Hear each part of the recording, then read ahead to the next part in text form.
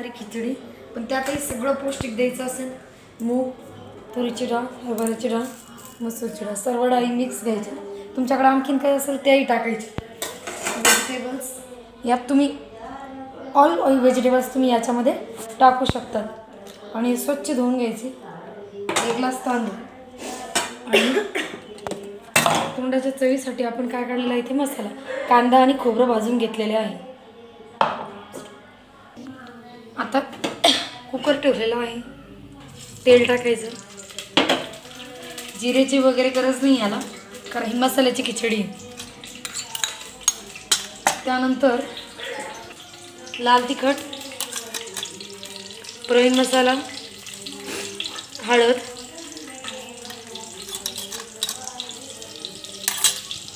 आणि आपण तयार केलेला मसाला कांदा आणि खोबऱ्याचा.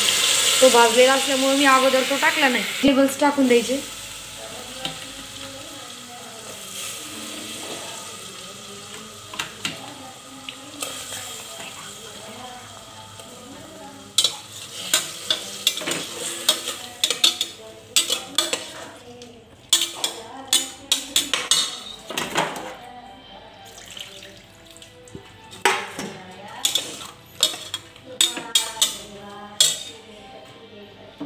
थोडी हळद टाकायची आहे.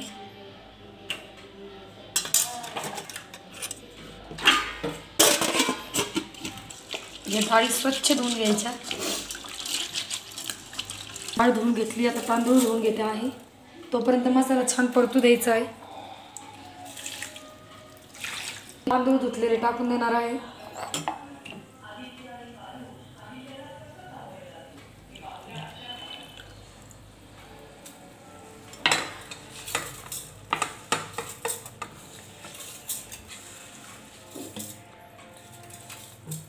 आता एक धुतलेल्या डाळी आपण टाकून देणार आहोत. छान तेलामध्ये परतून घ्यायचं आहे तांदूळ आणि डाळीला. आणि माझ्या मुलांना खिचडीमध्ये सोयाबीन फार आवडतात, त्यामुळे मी भरपूर असे सोयाबीन काय करते खिचडीत टाकते. स्वच्छ धुतले. आता हे सोयाबीनही मी यात टाकणार आहे. आता 1 ग्लास आपण तांदूळ घेतले आणि अर्धा ग्लास आपले डाळी होते. सोयाबीनही छान परतू घेईल यामध्ये. आणि यात मी पाणी टाकणार आहे 3 ग्लास. 1 2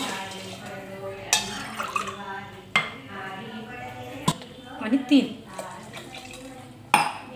आता राहिलेलं आहे मीठ. एकदा हलवून घेणार मी छान.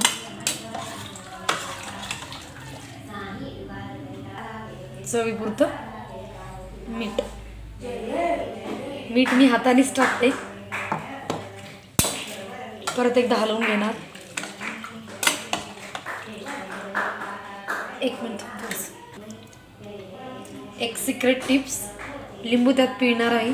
याने चवही येते आणि खिचडी मोकळीही होती. मस्त पिळून घेणार आहे लिंबू.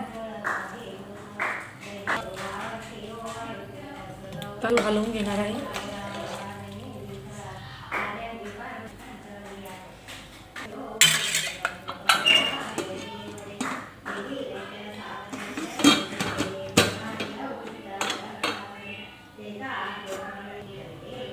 आता याच्या 3 शिट्ट्या आपण होऊ देणार आहोत. आता आपण कुकर उघडत आहोत. वाफ काढली. वाव, छान वास येत आहे आणि मस्त आपली खिचडी तयार आहे खाण्यासाठी. मस्त मोकळी झालेली आहे. छान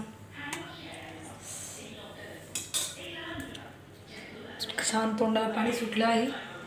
आणि आता आपण गरमागरम सर्व करू शकतो.